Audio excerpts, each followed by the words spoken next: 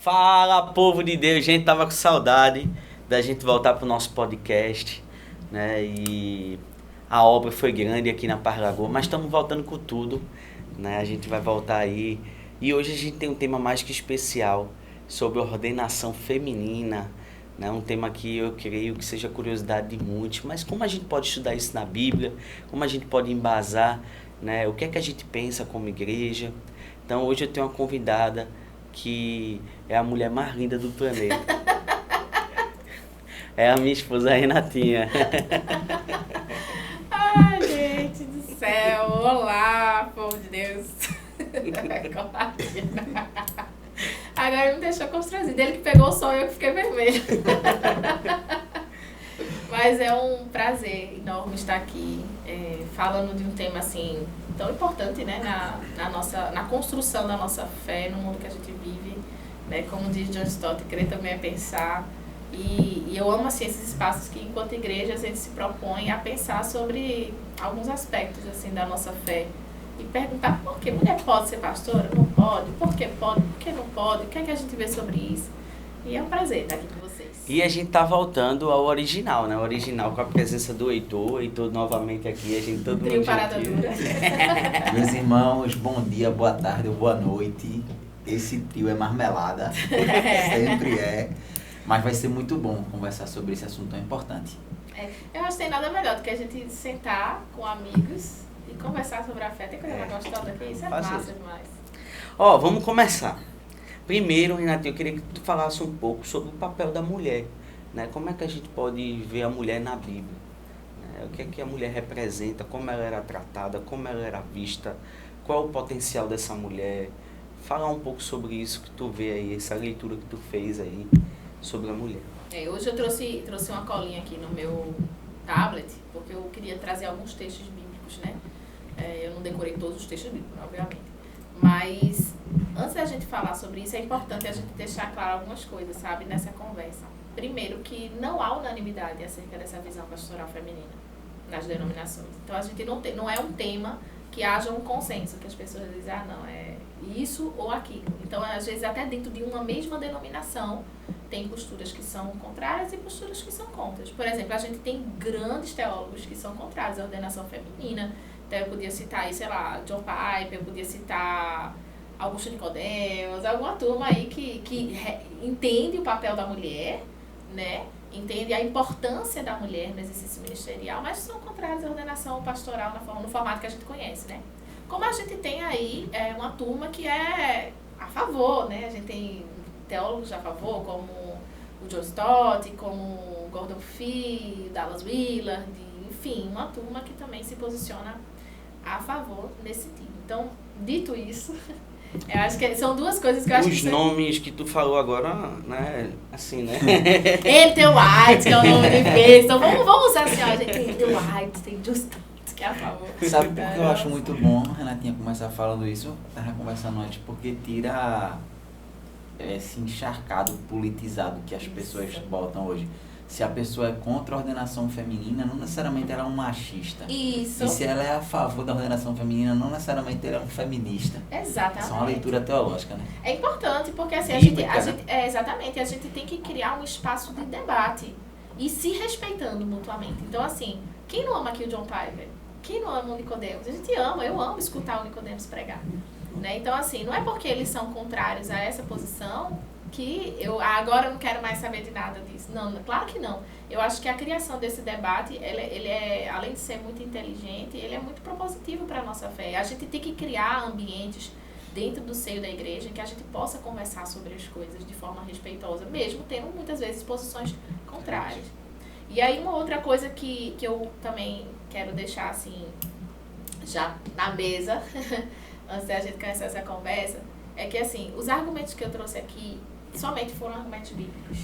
Por quê? Porque a gente poderia trazer vários argumentos sociológicos, como você falou, o feminismo, o machismo, isso, aquilo, outro, essa questão, é o igualitarismo, é o complementarismo, é o mutualismo, é o quê? Então, assim, a gente poderia trazer muitos argumentos, até de cunho sociológico, e eu acho que muitas vezes, em debates que eu assisti de mulheres acerca desse tema, eu acho que uma das grandes falhas estão exatamente em usar mais argumentos sociológicos do que bíblicos. E quando a gente fala da nossa fé, eu sou assistente social. Então, eu vivi nessa efervescência de uma Universidade Federal de Pernambuco, onde havia um debate muito acalorado sobre a questão do feminismo, principalmente no período em que eu me formei na universidade. É um período que os movimentos sociais eles estavam bombando, né? Então, ali existia uma promessa governamental de uma igualdade, disso, aquilo, outro. Então, eu vivia nesse cunho de debate sobre feminismo. Minhas professoras quase todas eram feministas, entende? E é o meu telefone aqui, gente, tocando. Falha técnica, deixa eu botar ele aqui do lado. Mas assim, eu vivi nesse período em que eu era muito incutida sobre isso. Quando a gente fala de fé, da nossa fé, na prática da nossa fé, os argumentos sociológicos, para mim, não valem. Por quê? Porque por mais que a gente tenha que considera a nossa cultura, considera tudo isso, mas assim, em se tratando de regra de fé e prática, o argumento mais válido é o da palavra de Deus, porque a palavra de Deus é que é autoritativa sobre nós, né? Então, assim, eu acho que é importante a gente deixar claro. Então, tudo que eu trouxe, poderia ter trazido algumas coisas aí de movimentos sociais, embora é sempre muitos extremos, e como a gente estava conversando aqui antes, né, da nossa conversa começar, eu tenho muito cuidado com os extremos. Eu não gosto de extremos, não gosto. A pessoa ou é isso, ou é aquilo outro. Aí a pessoa vai e pega aquilo ali, quase que idolatra aquela posição, sabe? E eu não gosto desse extremismo. Eu acho que o diálogo, ele é possível, ele é passível, ele é necessário haver com respeito e com amor mútuo, né? E aí, eu lembro até que quando eu fiz meu TCC na faculdade, quando eu fiz o TCC, foi sobre violência doméstica contra a mulher no estado de Pernambuco. E eu lembro que o primeiro capítulo fazia exatamente parte dessa pergunta que o Carlinhos fez agora. Tipo, qual o papel da mulher, né, ao longo da história? Cara, eu tive uma dificuldade absurda de encontrar relatos históricos sobre o papel da mulher. Então, assim, eu tinha toda a monografia desenhada na minha mente e bloqueei ali no primeiro capítulo. No passo que pra mim é o mais simples. Por quê? Porque não tinha muita coisa escrita sobre isso. E uma das coisas que me ajudou foi a igreja. Eu era recém-convertida, eu me converti, eu estava no primeiro ano da faculdade, e no primeiro período, e eu me dei cara com um livro do Bispo Robson. E o livro do Bispo Robson, ele trazia relatos sobre a mulher, não somente na ordem teológica, mas na ordem histórica, e aquilo abriu a mente e foi possível até usar aquele material para embasar parte do meu TCC, né? Que inclusive foi até uma surpresa para minha orientadora na época, porque ela não imaginava que poderia vir daí aquilo ali, né? Mas como o Robson também era docente na universidade, né? Fazia parte desse ali, né? Ele sempre estava ali inserido na universidade, então foi muito válido, foi muito importante. Fala um pouco sobre a Bíblia como o papel da mulher. Quando a gente fala eu digo assim, a gente precisa, antes da gente conversar sobre ministério ordenado pastoral, ministério pastoral feminino, ministério feminino, a gente precisa primeiro entender o que é ser feminino. Né? A gente não tem como partir para um debate do exercício do papel pastoral sem antes entender o exercício do papel da mulher. Quem foi que Deus criou a mulher para ser? Qual é o papel da história da mulher na redenção, na história da redenção? Então, assim, a mulher, todo e qualquer debate, eu acho que tem que partir por esse pressuposto de quem nós somos. E aí a palavra de Deus, gente, eu queria ler para vocês aqui um texto que está lá em Gênesis 5, 1 e 2. Ele fala assim, ó, este é o registro da descendência de Adão. Quando Deus criou o homem, a semelhança de Deus o fez. Homem e mulher os criou. Quando foram criados, ele os abençoou e os chamou homem. Né? Então, a gente vê o que nesse texto? O primeiro, a criação. Né? Deus, ele criou homem e mulher. Então, ele nos criou qual o propósito? É ser imagem e semelhança. Ele fala, nós fomos criados à semelhança de Deus. Homem e mulher. Então, ele coloca o papel para o homem e o papel para a mulher. Ele nos dá a nossa identidade. Então, aí ele nos abençoou e nos chamou homem. Homem aí no sentido de humanidade, de gênero humano, né? E o que é que significa ser imagem e semelhança de Deus?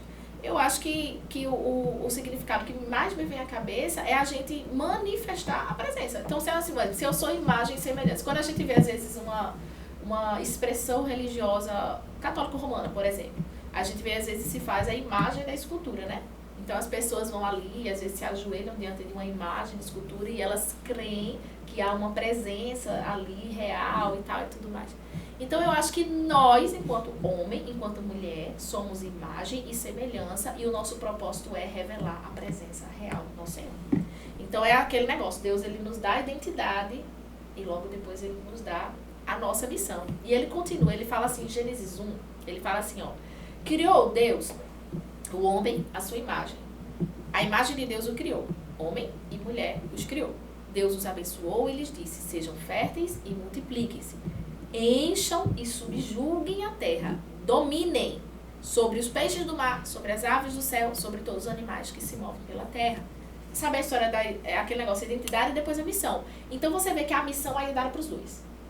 Encham e subjuguem a terra. E depois ele, ó, dominem sobre a criação. Então ele nos dá uma missão. Aqui ainda não havia a queda, né? Então a gente está falando de uma imagem perfeita, uma imagem da criação de Deus para a mulher, assim como também para o homem, que é uma imagem perfeita. E a perfeição é, poxa, entre, subjuga, vocês espalhem, expandam esse paraíso aqui, que era o Éden, expandam isso aqui que eu criei para vocês, subjuguem, dominem, liderem, façam, vão além. Então eu acredito aí já que Deus já mostra um pouquinho do que ele projetou para a imagem da mulher e projetou para a imagem do homem. E outra coisa, a palavra nos fala que nós somos ajudadoras, né? Ele criou uma auxiliadora idônea. Então essa é o que diz a palavra, ele criou uma auxiliadora idônea. E o que é isso? Às vezes, principalmente o ser mais machista, acha que ela é auxiliadora, ela é segunda categoria, como se fosse algo inferior. Não, a mulher, por ser auxiliadora, ela é inferior ao homem. E não é isso, porque, por exemplo, você vê Salmos, se a gente pega um livro de Salmos, em alguns momentos diz que Deus é o nosso auxiliador, ele é o nosso auxílio, ele é o nosso ajudador fiel. Quer dizer que Deus é inferior a mim? Deus não é. Porque ele é chamado de auxiliador, ele é inferior ao ser humano? Claro que não. Deus é muito superior a nós. Então a gente não pode pegar isso e usar como um argumento. Não, porque eu sou auxiliadora, eu sou de uma categoria inferior. Não existe isso, né? Senão a própria palavra fala isso do Senhor. E não fala. Então, assim, e eu gosto muito também do trecho de Coríntios, quando ele fala assim, né? Da interdependência entre homem e mulher. Que ele diz assim, no Senhor, todavia, a mulher não é independente do homem, nem o homem é independente da mulher. Pois assim como a mulher proveio do homem, também o homem nasce da mulher. Então, mas tudo provém de Deus. É que fala o apóstolo Paulo em 1 Coríntios, no capítulo 11 e 12. Então, daí a gente vê já que, o que Deus criou a mulher? Deus criou a mulher como uma missionária, uma ajudadora na missão, na missão de revelar a sua presença ao mundo, de expandir o seu reino ao mundo. Esse é o projeto original. E aí vem o quê? A queda. E aí o que acontece na queda? A imagem do ser humano, ela é deturpada. Ela é maculada. Ela é destruída. Né? E até que Jesus vem e, enfim, resgata e restaura todas as coisas. Mas aí, interessante falar da queda, porque há muitas vezes o discurso de mas a mulher que pecou, a mulher comeu fruto proibido, depois ela foi lá e deu pro marido dela, e aí seduziu o cara não queria fazer aquilo. Você cria a imagem de que a mulher tá aqui, linda, plena, lá naquele campo, e ela vem a serpente tenta ela come o fruto, e aí ela vai lá em casa, olha que fruto maravilhoso. Às vezes a gente cria essa ideia infantil. E a palavra de Deus diz que o homem estava com ela. Olha que diz Gênesis 3. Diz assim, a mulher viu que a árvore era linda e que o seu fruto parecia delicioso e desejou a sabedoria que lhe daria.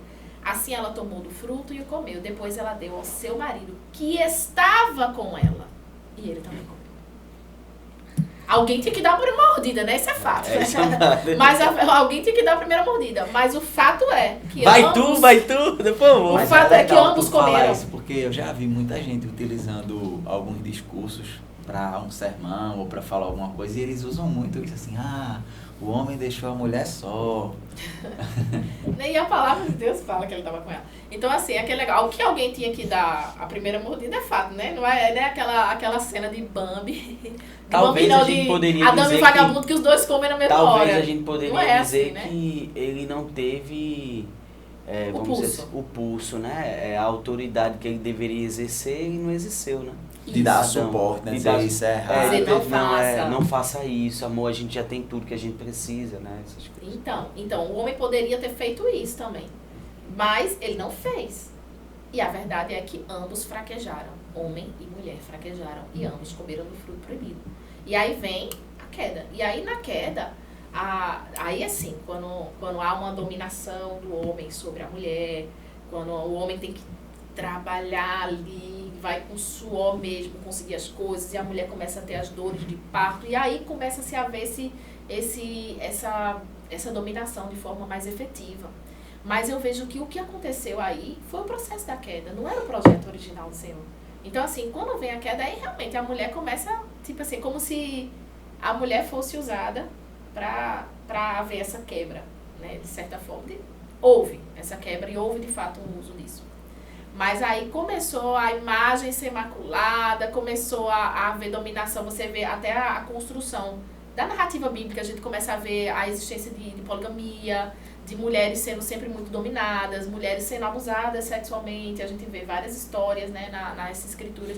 E o que eu acho incrível na palavra de Deus é isso, é que Deus ele não omite, ele permite que a gente leia as narrativas, inclusive das fraquezas dos seus homens de Deus, do seu povo, né? Para que a gente não repita esses erros, mas que a gente aprenda com eles a não fazer. Vem dizer que a poligamia é bíblica? Não é. A poligamia não é bíblica. O projeto original de Deus é o homem para a mulher para o homem. Mas aí a deturpação da imagem que nós passamos a ter quando seres humanos começou a macular todo o resto, todas as relações. Por quê? Porque a queda macula a imagem do homem com Deus, a imagem do homem com ele mesmo e a imagem dele com o próximo, inclusive com a mulher. Então aí a gente vê todo esse processo sendo, ao longo da história, sendo bem difícil para a mulher. Né? E não só isso, tá, gente? Mas até recentemente. Né? A gente está numa sociedade aí no século XXI, onde a mulher agora tem direitos que antes não tinha há pouco tempo atrás. E ainda hoje tem dificuldades. Por exemplo, eu já trabalhei em uma empresa que eu exercia a mesma função de um colega homem, que era igualmente capaz, um homem bacana, um bom profissional, mas ele ganhava 3 vezes mais do que eu ganhava. Era o quê? Era porque eu era menos capaz? Porque se fosse, não, olha, ele é mais preparado intelectualmente, de formação, de qualquer coisa. Se fosse isso, ok, tudo bem, é pela capacitação, é porque ele se dedicou mais, é porque ele estudou mais. Mas não, o argumento não era esse, era porque ele era homem. Então não tem sentido desempenhar a mesma função e não haver equiparação salarial. Estou dando só um exemplo besta de que coisas que às vezes a sociedade não percebe, mas que ainda é uma realidade na nossa sociedade. Então a gente precisa sim conversar com isso, a gente precisa conversar assim, sobre o direito da mulher. Mas o que está acontecendo aqui é que eu vejo que tudo isso é fruto da queda, é fruto do pecado humano. Aí ok, a queda macula essa imagem e aí vem Jesus, né? E aí Jesus paga o preço. Ele paga o preço. Ele rasga o véu. Ele nos dá o acesso. Né? Ele diz, ó, é diferente. É diferente. Não é à toa que você vê as mulheres no ministério de Jesus de forma muito ativa. Jesus, ele faz questão de romper alguns paradigmas. Ou seja, Jesus conversar lá com a mulher samaritana, ele não podia nem conversar com o samaritano, se fosse na letra da lei. Nem com o samaritano, ainda mais com a mulher. E ainda mais solteiro. Ele estaria ali, tipo, fazendo tudo que não poderia fazer enquanto era esperado dele enquanto homem. Mas ele faz. Jesus, quando ele ressuscita, ele aparece primeiro a quem? A uma mulher. E ele faz mais. A incumbência dessa mulher é avisar aos outros do cumprimento da promessa. Então, ela recebe a missão de anunciar a boa nova para os seus irmãos. Então, assim, ela ganha uma missão. Então, da mesma forma que... É como se... eu vejo assim, que é como se fosse... É elaboração na minha cabeça. Mas é como se fosse assim, ó. Da mesma forma que o pecado veio ali, a Eva foi a primeira da mordida, da abocanhada ali. Entrou ali, no gênero humano, naquele momento, aquela primeira mordida entrou ali. Jesus disse, ó, mas não foi isso que eu pensei pra você. Então, estou restaurando, você vai ser a mensageira das boas novas. Então, é como se fosse quase que um resgate de identidade. Eles estão resgatando a sua imagem. Você vê a importância do papel do ministério da mulher em toda a história da igreja.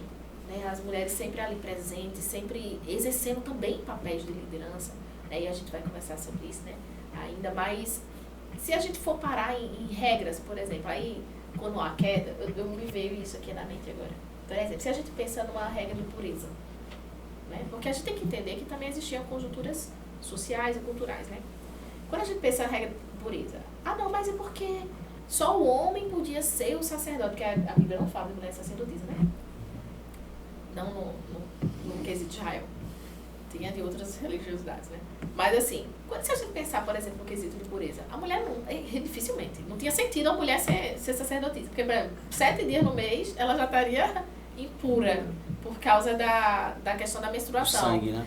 E não só a menstruação, mas assim, quando ela está lactando, ela está amamentando, ela está impura. Quando ela está gerando, está impura. Se ela tem um neném ali, se é menino, ela fica 40 dias impura. Se é menina, são 66 dias. Então, assim, se fosse só pela regra da pureza, não teria sentido nenhum a mulher ocupar essa posição. Mas o homem também era considerado impuro em alguns momentos. Por exemplo, se ele tocasse num cadáver, se ele ejaculasse, ele também estaria considerado impuro. Então, assim, se a gente fosse só pensar em uma regra, realmente não teria sentido essa figura ordenada, digamos assim, feminina ali no molde do Antigo Testamento. E não só isso, é importante dizer que a mulher não podia, mas o homem também não, porque o sacerdócio ali era vinculado a uma família específica, que era a família do Arão. Então a palavra diz, olha, darei a ti esse ofício, a ti e aos teus descendentes. Então é algo que era designado a uma tribo, a uma família, a uma expressão, né, que foi colocada para aquele povo. E tudo bem por isso, entende? E é isso, é assim que eu vejo o papel da mulher. Sabe uma coisa que eu acho bom, que tu resgatou? Tu falou de Jesus, mas depois tu voltou e falou dessa questão do sacerdotal, porque algumas heresias muito antigas às vezes entram na nossa forma de pensar, não com o nome antigo, mas com um jeito de pensar. E às vezes o crente ele trata as escrituras como se Deus fosse malvado. E Jesus é bonzinho, mas Jesus convenceu o Deus malvado a fazer uma boa ação. E não percebe que, por exemplo, a lei mosaica, o processo da história da redenção, ele é progressivo, né? A moral, então, acaba sendo progressiva também, mas você enxerga muito da bondade de Deus em cada período. Então, nesses períodos históricos, algumas leis que falam sobre a mulher, que às vezes é até difícil da gente ler hoje, né? Por conta de uma distância muito grande do tempo, né? Cultural. Mas ali é cheio de bondade, cheio de amor. Sim. Então, quando você vê uma lei mosaica para um povo era um povo patriarcal e etc., corrompido pela queda, mas com leis que valorizavam a mulher, que acabavam por cuidar da mulher, você já enxerga ali uma bondade de Deus e um olhar para a mulher. Sim, a gente vê isso. E a gente vê já no Antigo Testamento, porque assim, às vezes a gente lê, como você falou, até a gente, quando começa a ler a Bíblia pela primeira vez, quando eu comecei a ler a Bíblia, eu comecei por Gênesis 1. E aí fui de Gênesis a Apocalipse, fui seguindo essa ordem, eu não comecei a, às vezes as pessoas falam, começa pelo Evangelho e tal. Não, eu comecei de Gênesis a Apocalipse mesmo. E aí quando eu comecei, eu fiz, puxa, mais Deus, precisava matar todo mundo, geral. E aí depois você faz, mas esse povo também não aprende, né? Quando você vai lá na frente depois, mas depois isso.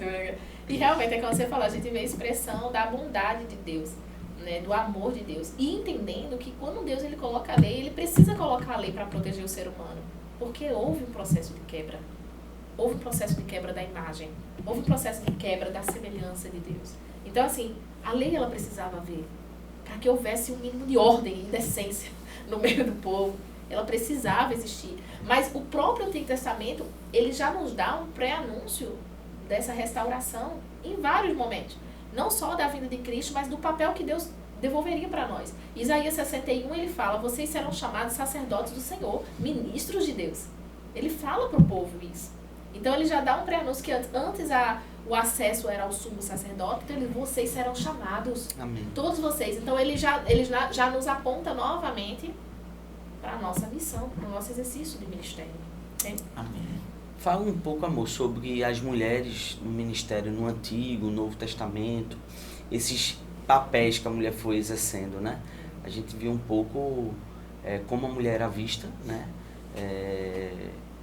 E é muito interessante porque a gente, quando vai estudando o Antigo Testamento, a gente vai vendo como a mulher era usada como uma prostituta cultural, né? Sim.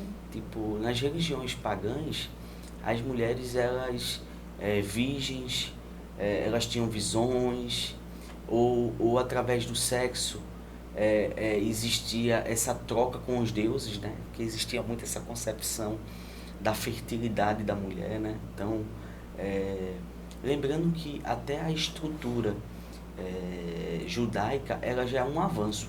Embora que também existe continuidade e descontinuidade, né? Existia muita questão também do papel da mulher como, vamos dizer assim, uma troca de relações, né, entre famílias. Sim. A mulher era vista como uma... Eu tô assistindo uma série Davi na Prime, e aí mostra que Davi foi para casa, né, de Saul tocar, né, para Saul se acalmar. Saul começa a entrar em loucura. E Mical, acho que é Mical, né, filha? Eu não lembro se o nome, correu o risco assim de errar o nome, mas tipo, ela quando escuta Davi, ela fica apaixonada, tipo, mostra que quando Davi enfrenta Golias, ele casa com ela, né? Então, esse papel da mulher como alguém que vai ser usada para manter a minha descendência, para, vamos dizer assim, lutar pelos meus direitos, né? Tipo, meus direitos, tipo assim, eu vou me relacionar melhor com essa família porque eu vou ter ganhos, né? Então, existia isso, que isso é fruto da queda, né? É fruto da queda nas relações. Mas fala um pouquinho sobre, mesmo nesse cenário de queda, de tantas coisas que fugiu à origem, né, da criação, fala do desenvolvimento do exercício dessas mulheres, apesar desses cenários. Né? Sim, vamos conversar. Mas uma coisa que você falou aí me lembrou muito, porque a imagem da mulher, ela está muito vinculada também à parte da sedução. Né? Não é à toa que hoje a gente ainda tem culturas que a mulher tem que usar lá a burca, tem que cobrir todo o corpo, principalmente os cabelos, porque os cabelos acabam sendo como uma espécie de, né, sabe aquele propaganda de shampoo que vem assim o dente, como se aquilo fosse seduzir o homem, sabe? Então, assim, ela acaba sendo vista muitas vezes como essa forma, ela vai me seduzir, ela seduziu Adão, ela vai me seduzir, então por isso eu vou calar toda espécie de qualquer possível sedução, então cobre essa mulher, cala essa mulher. Então eu vejo isso na história da queda. E aquela questão também, né, amor, que a gente vê muito em igreja, né? Quando a gente vai dizer às pessoas sobre a questão de você se vestir... Se muita igreja que não deixa, tem que ser cabelo preso, exato. Nada de brinco, nada aí, que possa quando a gente vai falar sobre homem. se vestir, aí a gente sempre diz assim, né? Jesus não é estilista, né? Tipo assim, né? Então, aquela ideia da mulher, quando a mulher usa alguma roupa muito curta, aí o cara, mas isso é culpa dela, como ela tá vestida, né? Como Exatamente. Olha, gente... Por ela estar vestida daquela forma, ela deveria ser tratada daquela forma. Como eu falo, eu sou assistente social, eu já trabalhei em espaços assim, né, de justiça, de lei, e esse argumento é um argumento que sempre usa, mas olha, ela tá de mini saia. Mas olha, ela tá né? Ela me seduziu, coitado, pobre, coitado, tava lá, meu Deus, fui seduzido, como se não houvesse pecado nele. É claro que a mulher tem que se comportar de forma que preze a ordem e a decência, mas o homem também. O homem também. Então, assim, tem homem que anda por aí com a cueca aparecendo. Então, assim, existe o pecado de um desperta o pecado do outro também. Então, não, a mulher ser abusada nunca é culpa da mulher, é culpa do pecado de quem o abusou. Entendeu? Não é porque ela tá de ministrar que me dá direito de abusar. O que é isso, gente? Então, assim, isso é um machismo desenfreado, né? Mas vamos lá pro papel ministerial da mulher, apesar das expressões culturais. Olha, tem um texto que eu gosto muito de trazer, que eu queria trazer, que eu gosto muito, que diz assim, Efésios 4, clássico Efésios 4, que fala sobre dons ministeriais. Que ele diz assim, ele designou alguns para apóstolos, outros para profetas, outros para evangelistas, outro para pastores e mestres. Eles são responsáveis por preparar o povo santo para realizar a sua obra e edificar o corpo de Cristo. São dons claros para uso aonde? Para edificação de quem? Da igreja. Da igreja. Então ele diz, olha, é para realizar a sua obra. A obra o quê? Da expansão do reino de Deus no mundo, para edificar o corpo de Cristo. O corpo de Cristo é quem? É a igreja. Então a gente vê aí que ele já dá os papéis necessários para equipar uma igreja. Né? E aí você pergunta, tem mulher apóstola na Bíblia? Tem mulher profeta? Tem mulher evangelista? Tem mulher pastora, mestre? Porque se tiver, essas mulheres elas estão liderando e edificando a igreja, exercendo funções pastorais. Porque todas essas funções aqui, elas têm algum cunho de liderança, elas têm algum cunho, digamos assim, pastoral, porque está lidando diretamente em cuidar do corpo de Cristo, né? No ofício, no sentido mais amplo da palavra do que seja pastoral. E aí, a gente tem mulheres em todos esses aspectos? Tem? Sim. Sim. É mais expresso. Eu quero saber se tem expresso. A Bíblia fala de diaconisa, a Bíblia fala de apóstolo. Eu quero saber se fala expresso. Profeta, sim, a Bíblia fala. E aí eu peguei alguns exemplos de cada um desses ofícios, onde a Bíblia relata mulheres nesses ofícios. E aí eu queria trazer um pouquinho do Antigo Testamento, né? O Antigo Testamento, vou começar pelo profetismo, tá? Porque é uma das áreas, os profetas. E por que eu começo? Porque eu acho que é a expressão mais clara dentro do Antigo Testamento. Porque o profeta, qual a figura do profeta no Antigo Testamento? O profeta, ele é visto muito como boca de Deus. O profeta, ele é levantado pelo próprio Deus. Você vê Deuteronômio 18 diz assim: levantarei um profeta como você, do meio de seus irmãos israelitas, e porei minhas palavras em sua boca. E ele dirá ao povo tudo o que eu lhe ordenar. Então mostra que a figura do profeta é uma figura de alguém que foi levantado por Deus para fazer tudo aquilo que Deus ordenar. Então a figura do profeta, o papel do profeta é ser esse porta-voz de uma palavra viva. Não é à toa que a palavra do profeta no Antigo Testamento, ela muitas vezes é tão autoritativa que reis e sacerdotes se submetem. Por quê? Porque entendem que aquilo ali veio diretamente da boca de Deus. Então, é mais do que... Porque hoje a ideia do profeta, ele mudou um pouco, a ideia da questão da profecia. E muitas vezes nas nossas igrejas, hoje o profeta ele é visto como um adivinhador, como um prognosticador, aquele que diz, isso aqui, é isso que o Senhor teu Deus te disse que acontecerá isso. Mas no Antigo Testamento não era bem assim. Existia uma figura, às vezes, de um pré-anúncio do que viria, sim. Mas às vezes existia aquela questão do confronto, da revelação do pecado, de olha, você precisa mudar, você precisa se converter do seu mau caminho. Existia uma função pastoral, de certa forma, a figura do profeta. Porque o profeta era aquele que anunciava a palavra viva de Deus. Né? E a Bíblia, ela mostra alguns exemplos de boas profetas e de ruins profetas também. Né? No Antigo Testamento, no Novo Testamento, enfim. Mas eu tirei 3. Que eu acho que são 3 as mais clássicas, que é o que quando a gente estuda é a mais habitual, que é Miriam, Débora e Ruda. E Miriam, gente, todo mundo tem ideia de Miriam quem? Aquela que tava tocando tamborim que era na do passagem, que era do fluir. Era do louvor e do fluir. Ela tava tocando e dançando ali, atravessando o mar vermelho. Mas a Miriam, ela era muito mais do que isso. Olha o que a palavra fala em Êxodo 15, 20. Então, a profetisa Miriam, irmã de Arão, pegou um tamborim, todas as mulheres seguiram tocando tamborim e dançando. Mostra o quê? A palavra diz que ela era uma profetisa. Então, a palavra já me mostra o papel de Miriam. Miriam era uma profetisa, que não estava alegre lá cantando e dançando, mas ela era. O livro de Miqueias fala mais. Miqueias, no capítulo 6, no verso 3 e 4, fala assim: meu povo, o que é que fiz contra você? Eu fui muito exigente? Responda-me. Eu o tirei do Egito e o redimi da terra da escravidão. Enviei Moisés, Arão e Miriam para conduzi-lo. Então mostra o quê? Que um papel importante de Miriam na condução do povo, juntamente com Moisés e com Arão. Então, o que é isso se não é exercer uma liderança sobre aquele povo? É exercer uma liderança. A palavra fala que ela, além de ser uma profetisa, ela ajudou a conduzir o povo. Então, ela exerceu uma atividade pastoral na condução, na liderança daquele povo. Né? E olha que ela está fazendo aí parte de uma época pré-monarquia. Na época de Abraão, Moisés, é uma época pré-monárquica.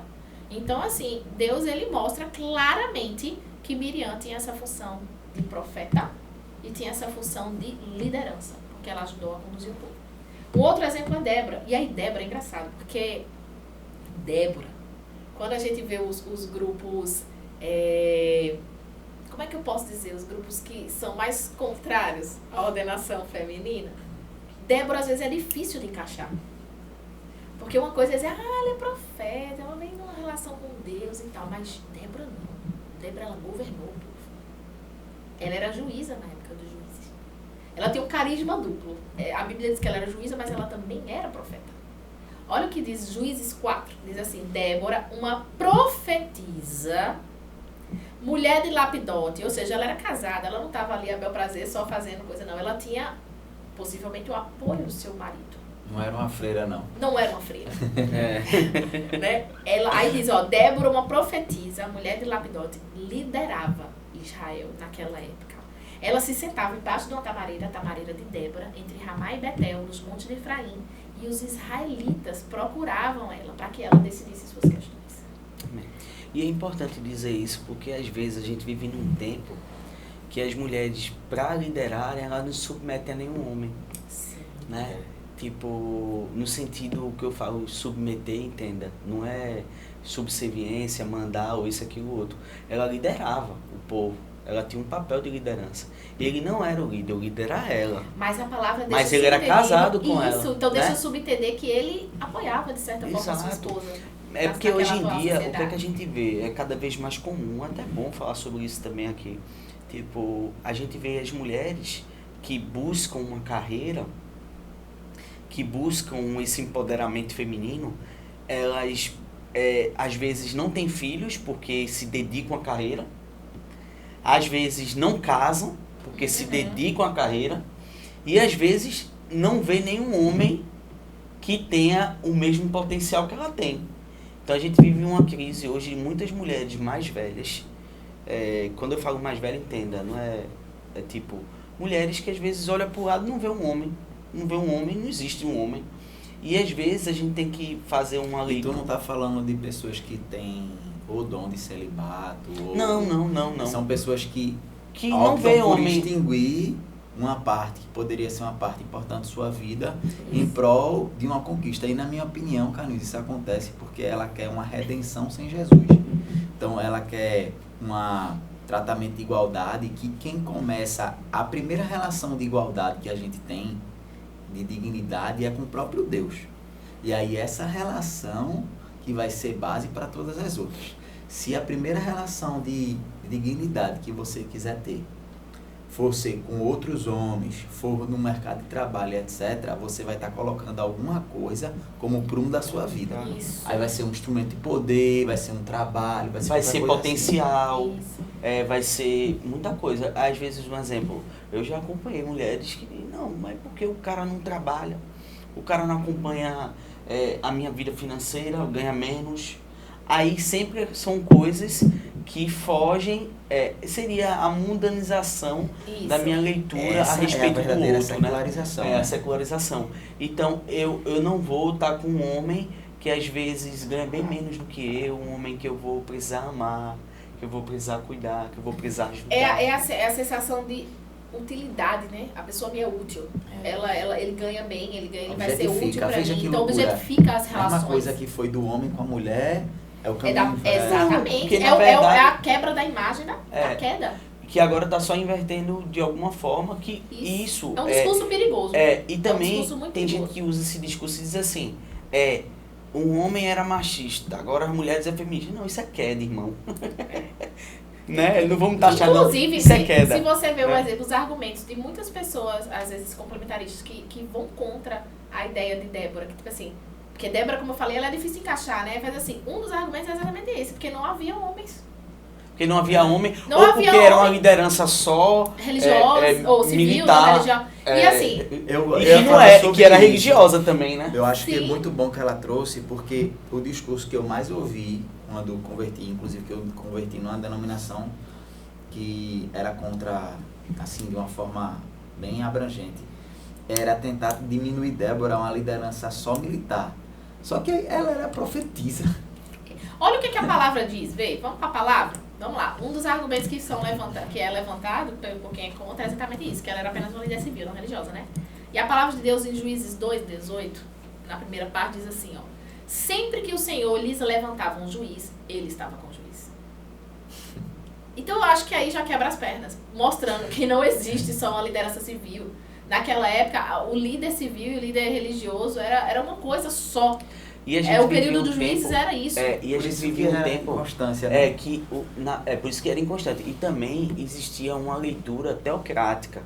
Sim. Tipo, quem governava não era o juiz, era Deus. O juiz ali não era um rei, Exato. entendeu? Quando o povo pede um rei, a ideia é que o povo está mundanizando a política, entre aspas, né? Porque ela está dizendo que eu quero ser igual aos outros povos. Foi esse o pedido. Então a ideia, então vocês estão dizendo que quem vai governar vocês não é mais eu. É um homem, vocês vão sofrer. Aí o texto traz a ideia, né? De que eles vão sofrer, porque o rei, e realmente foi o que aconteceu. O rei vai cuidar da família, o rei vai ter os interesses próprios, o rei vai querer estender o seu nome, né? Ele vai querer criar uma estátua em nome dele, ele vai querer que os filhos dele herdem aquilo, né? E ele vai começar a governar mais para ele do que para Deus. Exato. E quando a própria palavra de Deus diz que quando Deus ele levanta o juiz, ele está com o juiz, porque se o juiz foi levantado perante o povo, é porque Deus estava com o juiz. Já quebra esse argumento, porque assim mostra que Débora não somente era uma liderança civil, mas ela é também uma liderança religiosa, as pessoas vinham se aconselhar com ela. A palavra diz que ela ficava ali embaixo daquela árvore, as pessoas vinham se aconselhar com aquela mulher sobre o que deveria fazer, sobre todos os aspectos da sua vida. O que é isso se não é pastoreio, gente? Se não é cuidado? Aconselhamento é guiar o povo, e aí tanto na esfera civil quanto na esfera religiosa, porque não havia separação. Se a gente vê outros juízes, a gente vai ver que não havia separação, que era isso que acontecia. E o outro argumento que eu até falei aqui é que muitas pessoas contrárias à ordenação feminina falam que porque não tinha homem suficiente. Aí, desculpa aí quem tá em casa, mas pra mim isso é o argumento mais fraco que existe. Peraí, Deus não é capaz de levantar um homem, gente. Ele levantou um burro, né, um jumento para entrar com Jesus, quanto mais Gente, um burro. Eu acho É que sério esse argumento, cara? essas falas não se contradizem. O fato de o cidadão lá ter tido medo de ir pra guerra, chamar a Débora, não quer dizer que ele não poderia levantar outro homem. Ah, Deus trabalharia dentro do cara e levantaria um homem valente, Se isso um fosse homem, né? uma necessidade de Deus, Exato. Se fosse... tem que ser homem, né? Não, se tinha que ser homem, Deus não teria nem levantado ela como juíza. Exato. Porque a palavra diz que era Deus que levantava. Quando Deus levantava o juiz, ele estava com o juiz. Então, assim, não tem sentido. Pra mim, esse é o argumento, assim... Eu sei que tem outros, mas pra mim esse é um dos argumentos mais fracos que existe. Porque é atestar a nossa inteligência. Dizer que Deus não poderia levantar um homem, né, gente? E aí, um outro exemplo de profeta, que eu queria fechar aí com ela no Antigo Testamento, é a Hulda. A Hulda é o seguinte, a gente vê a história de Hulda lá no livro de 2 Reis, lá no capítulo 22 mais ou menos, de Crônicas também. E a Hulda, ela é uma profetisa que ela surge no período do reinado de Josias. Josias foi um bom rei, e a gente sabe que quando a gente olha a história dos reis da época, é uma desgraça só. Ver assim, os reis ruins só, e depois surgiu um bonzinho, depois vem uns ruins assim. E Josias, a palavra diz que Josias temia o Senhor. Ele temia o Senhor, diferentemente do seu avô, por exemplo, que foi um idólatra, que foi um corrompido. E aí diz que quando Josias ele se depara com o livro, né, o livro da lei, ele se depara com... Tava perdido, acharam. Tão Perdido. forte isso, né? O povo do livro tinha perdido o livro. Perdeu o livro. Acharam por lá. Acharam o livro, deram... É que encontraram o nem livro. às vezes você tem a Bíblia Né? em casa, tá escondido e você não usa. É bem isso, hein, gente? Se liga aí na direta. Eu acho que foi uma Liga direta. na Ele direta, disse que nem irmão. Ronaldinho, que falasse Vamos tirasse tirar o rosto da câmera. vamos tirar essa poeira aí desse livro. Chicotaram, pessoa, eu tô chicotando. Mas assim, acham o livro. Eita, e aí Josias escuta sobre o livro. E aí ele percebe, opa, não estão fazendo o que deve ser feito. O povo se desviou disso aqui. O povo se desviou da vontade de Deus. E aí o que é que ele faz? Ele junta uma comitiva de pessoas, de homens importantes, e mandam até quem? Até Uda, que é uma profetisa de Deus. E, gente, vamos combinar? Na época do reinado de Josias, tinham outros grandes profetas. A gente está falando da mesma época de Sofonias, de Jeremias, de Naum, de Abacuque. Ele podia ter mandado para qualquer um desses grandes homens de Deus, mas ele mandou, por alguma razão, para Uda. E os conselhos que aquela mulher profeta deu para ele mudaram, foram responsáveis por impulsionar as reformas religiosas do século VII a.C., pô. Então, assim, isso é muito significativo. Eu vejo quase que a mão de Deus nesse processo, né, para mostrar a gente que hoje, pleno século XXI, para parar de bobagem. A palavra de Deus, ela vai perder autoridade se ela for proferida pela boca de uma mulher, gente? Não tem sentido, né? Eu acho que o ofício pastoral, quando a gente fala de ofício, né, ele está muito vinculado à pregação da palavra, ao ser boca de Deus, ao revelar a presença de Deus. Então, assim, eu sei que tem algumas tradições que, por exemplo, somente um ministro ordenado pode pregar ali. Eu sei que tem tradições das mais diversas, tá, gente? Então, por exemplo, a gente tem tradições que o homem, ele é ordenado junto com a mulher. Sabe aquela história de esposa de pastor é pastora? Então, assim, às vezes ele é ordenado junto, tipo, os dois se ajoelham. Mas quem é o pastor é ele. Mas a mulher tem que estar ali, porque ela vai ser a pastora, porque é a esposa do pastor, né? Eu sei que não é o ideal, mas existem tradições que fazem isso. Sempre botam a mulher ali como um segundo plano, como quase que uma... Tem um texto, gente, eu não ia nem falar isso, mas... Teve uma pregação do Lutero, eu amo Lutero, tá? Ó, Lutero tem meu coração. Mas Lutero viveu uma época, depois ele se arrependeu e pregou outras coisas também. Mas tem um trecho uma vez de uma pregação do Lutero que ele coloca a mulher na segunda categoria. Ele diz que a mulher é quase que uma segunda criança para o homem. Um ser inferior. Então isso é muito forte, porque aí a gente acaba tendo, muitas vezes, a nossa imagem ao longo de toda a história da igreja construída nesses pilares. E é importante dizer, às vezes, amor, que até fruto do pecado, da forma como a gente faz a leitura no dia a dia. Sim. Tipo, nas relações, às vezes, a gente não consulta a mulher. A gente não para ver que ela pode ser uma boca de Deus, uma profeta de Deus, ela pode pastorear o nosso coração. Então, isso aí precisa ser digerido no dia a dia. Porque termina a gente cometendo os mesmos pecados, que quem decide sou eu, quem fala sou eu, quem tem a última voz sou eu, quem define as coisas sou eu sou a liderança, sou o cabeça da casa. Que há uma autoridade masculina, principalmente no seio familiar, é claro, porque ela é a ordenança de Deus. Mas eu costumo ver assim, o homem ele é o presidente da casa, a mulher ela é a vice-presidente. Então os dois têm uma figura autoritativa. Não, mas eu falo assim, amor, é digerir essa verdade de Deus de liderança, de sacerdócio, liderança do lado do homem, de forma saudável. Sim. De forma que a gente não deixe que o pecado, né, faça com que a gente faça essa leitura no dia a dia de forma equivocada, entendeu? Eu acho que no casamento, uma tentação que um crente homem tem, porque eu sou um crente homem, é de, ao invés de querer ser parecido com Deus, é de querer ser Deus. Exato. Eu lembro que quando quando quem não conhece, quem ouve não conhece, só para deixar claro, por isso que eu não tenho dificuldade com a submissão. Tipo, eu posso ter dificuldade de vivê-la no dia a dia, fruto da queda, dessas tentações de querer ser Deus, de querer mandar, de querer não sei o quê. Mas dizer que a liderança bíblica é uma liderança serva, sacrificial, e essa submissão, ela anda sobre essa linguagem de Deus. Porque a mulher, ela está né? submissa ao marido, mas o marido precisa estar submisso ao Senhor. Né? Então, beleza, a mulher ela tem que estar submissa ao marido, mas o marido ele tem que amar a esposa como Cristo amou a igreja, de forma sacrificial. Que para mim foi muito marcante. Eu acho que ali foi uma prova para mim de que as coisas estavam começando a engrenar na minha casa. Eu vivi longe do Senhor e tinha uma brincadeira que a gente fazia com Sofia, era de quem é que manda. E Sofia sempre defendeu a mãe, então eu brincava, quem é que manda aqui? Aí quem manda é papai, aí Sofia, quem manda é mamãe. Depois que a gente converteu, voltou pro Senhor, deu alguns anos, alguém fez uma brincadeira dessa no carro. Aí fez, quem manda aqui? Aí eu confesso que na mesma hora eu e ela não olhou assim para trás, foi muito marcante para mim isso. A gente morava em Piedade. Quando olhou para trás, Sofia fez, Jesus. Veja, eu não enxerguei aquilo ali como resposta que ela sabia que ia agradar, não. Eu acho que aquilo ali já estava sendo um Ela marcador entendeu, para né? ela, porque eu lembro de um Ela já dia... tava fazendo teologia na cabeça dela. Mas eu acho que foi porque alguns marcadores impressionaram ela. Eu lembro de um dia que eu errei com Sofia, e eu fui no quarto dela, e eu disse assim, eu não queria ele vir aqui, não. Eu mando em você, eu sou seu pai, mas eu errei. E Deus mandou ele pedir perdão, e eu vim aqui lhe pedir perdão.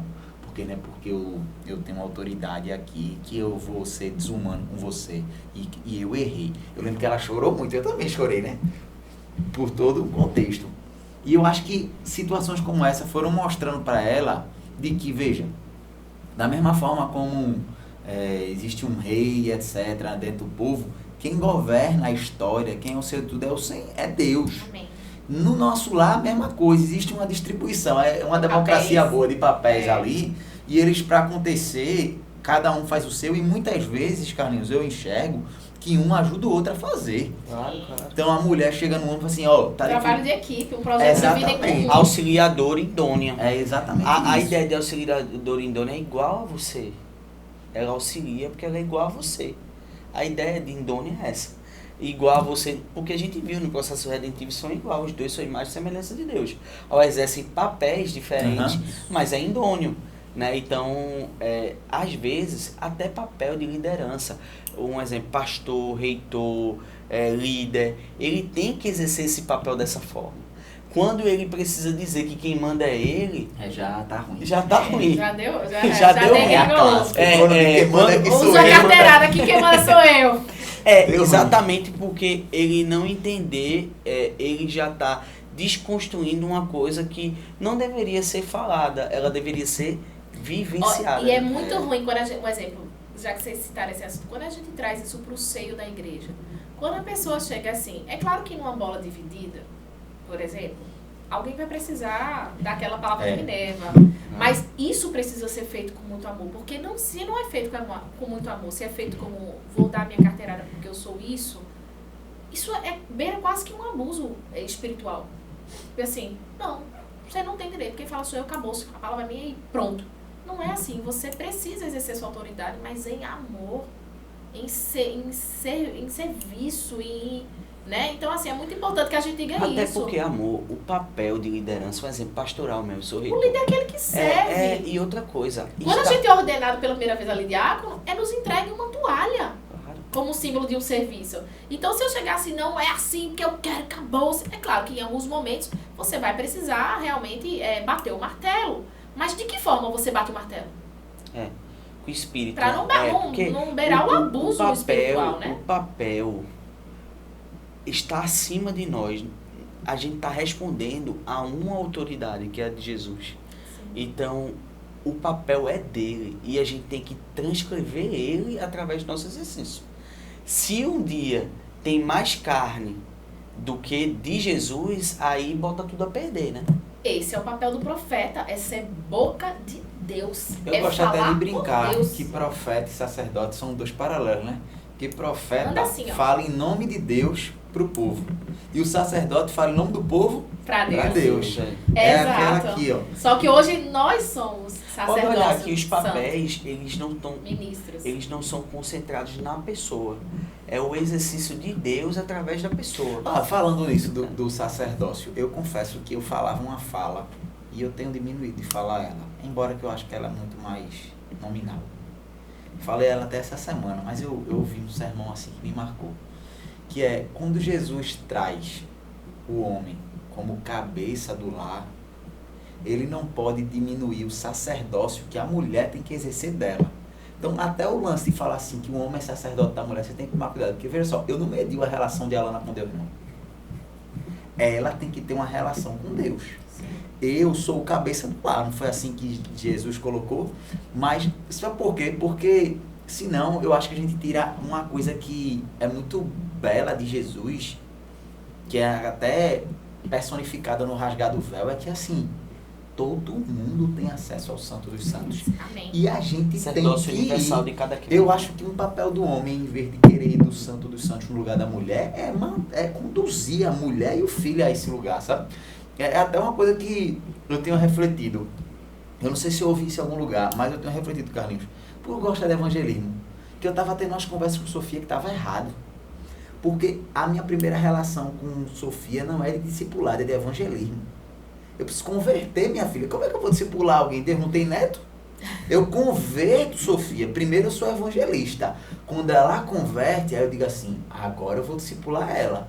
E eu percebi que em algum momento eu estava dizendo assim, cara, essa atitude da minha filha não é de convertida. Ela tem que converter. Eu preciso ser pregação, literalmente. Tem uma hora que eu até pensei assim, cara, eu acho que o meu discipulado com Sofia vai começar a ser pregação do evangelho mesmo. Porque ela precisa encontrar Deus. E por que eu digo tudo isso? Porque eu acho que o ser humano, a gente encontrou Jesus, graças a Deus, mas velho, o homem sabe nadar. E a gente tem um jeitinho gospel de transformar uns pecados, e se deixar, a gente tá todo domingo na igreja, mas sendo contrário a tudo isso que a gente tá falando aqui, de um jeitinho muito gospel, sabe? E ser homem de Deus, viver um casamento que reflete a glória de Deus, requer muito se diminuir. Muito se diminuir. Eu acho que é esperado de ambos os papéis, né? Um homem verdadeiramente um homem de Deus, assim como uma mulher verdadeiramente uma mulher de Deus.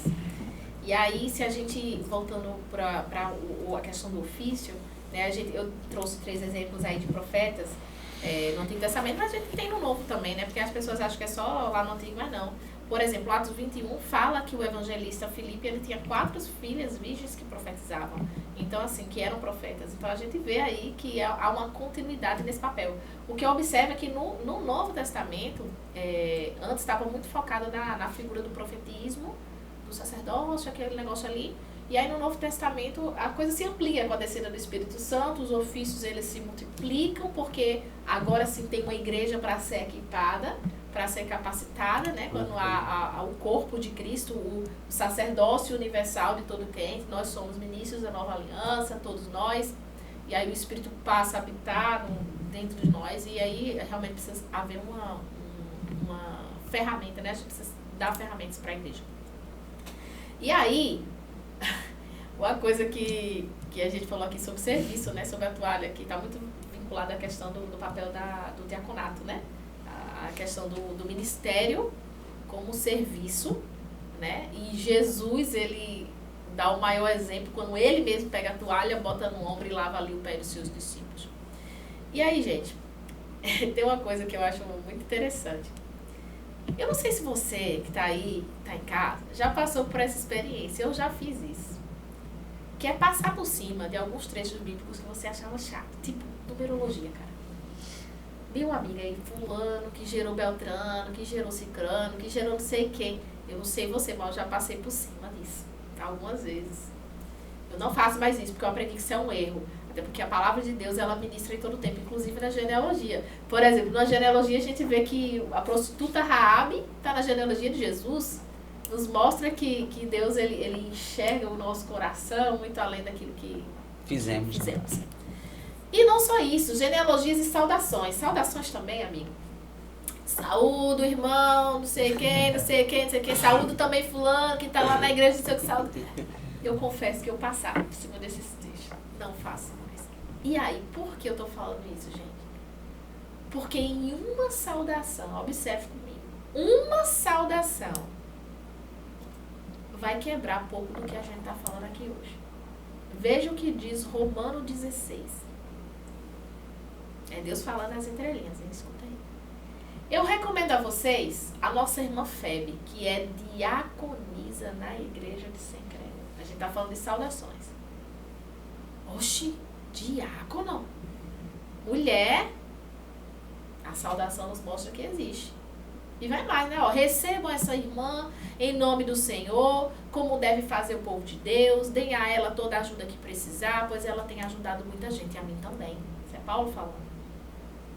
Mande saudações a Priscila e ao seu marido Áquila, meus companheiros no serviço de Jesus Cristo. Eles arriscaram a sua vida por mim. Eu sou muito agradecido a eles, e não somente eu, mas também todas as igrejas dos que não são judeus. Saudações também à igreja que se reúne na casa deles. Então mostra o quê? Priscila e Áquila lideravam uma igreja. E é engraçado que o nome de Priscila vem primeiro que Áquila, e não só nessa, mas em outras passagens. E isso mostra, talvez aqui uma elucubração, que Priscila talvez tivesse um ministério mais proeminente do que Áquila. Mas ambos existia uma função pastoral, eles lideravam uma igreja. Ok? Então o que é isso se não é um ofício pastoral? Se não é um ofício de mestre, eles ensinavam a palavra. E não só eles, viu? A Bíblia fala de outras igrejas reunidas. Aí a gente fala, tem Lídia, tem outras mulheres. E aí ele continua na saudação. Saudações ao meu querido amigo Epeneto, que foi o primeiro a crer em Cristo na província da Ásia. Saudações a Maria, que tem trabalhado muito por vocês, né, serva. Saudações a Andrônico e a irmã Júnia, meus patrícios judeus, é um casal, que estiveram comigo na prisão. Eles são apóstolos. Então ele coloca uma mulher como apóstola. Eles são apóstolos bem conhecidos e se tornaram cristãos antes de mim. Paulo falando, então, gente, vê, a gente pega só uma saudação. Em Romanos 16, nessa única saudação, a gente vê uma mulher diaconisa, a gente vê uma mulher apóstola, a gente vê uma mulher que existia um ofício pastoral, que liderava uma igreja, ensinava, uma mulher mestre. Então, se a gente pegar somente Romanos 16, a gente já vê todos aqueles papéis de Efésios, que eu falei lá no início, do trecho de Efésios, aqui. Só não o profeta, né? A figura do profeta, mas aí a gente vê em outras passagens. Mas em uma saudação, a gente já vê tudo isso contemplado. Das mulheres atuando pastoralmente, sim, para a edificação do corpo de Cristo, que é a igreja. E aí a gente vê outros trechos, né? A gente vê, como eu falei, Lídia, a gente vê Ninfa, também Colossenses, a gente pode vê ler, outras amor, se mulheres. quiser ler para o pessoal ver. É muita coisa, gente. Mas eu queria também, antes de ler sobre isso, eu queria ler um texto, que é um texto sábio, que é a profecia de Joel, que aparece lá em Atos, quando diz assim, ó, é isso que eu vou fazer nos últimos dias, diz Deus, derramarei o meu espírito sobre todas as pessoas, os filhos e as filhas de vocês anunciarão a minha mensagem. E os moços terão visões e os velhos sonharão. Então ele coloca aqui, homens, mulheres, filhos e filhas vão anunciar a mensagem. Então a profecia que a gente vê lá em Atos, mas que já via lá no livro de Joel, no Antigo Testamento, a gente vê ela se repetindo e se cumprindo. Amém. No Novo Testamento. Aí a pessoa, beleza, uma profecia, mas será que já acontecia anúncio da mensagem, além da figura do profeta, lá no Antigo Testamento? E aí tem um salmo, gente. Eu amo o livro de Salmos. Meu devocional, todo devocional, meu diário, eu leio um Salmos. Leio um antigo, um novo e leio um salmo. E Salmo 68, 11, me sobressaiu assim a atenção, porque ele fala assim, ó. O Senhor deu a palavra. E grande é o exército das mensageiras das boas novas. Ele bota no feminino, das mensageiras das boas novas. Então era algo que já era uma prática, porque ele diz, olha, grande é o exército dessas mensageiras.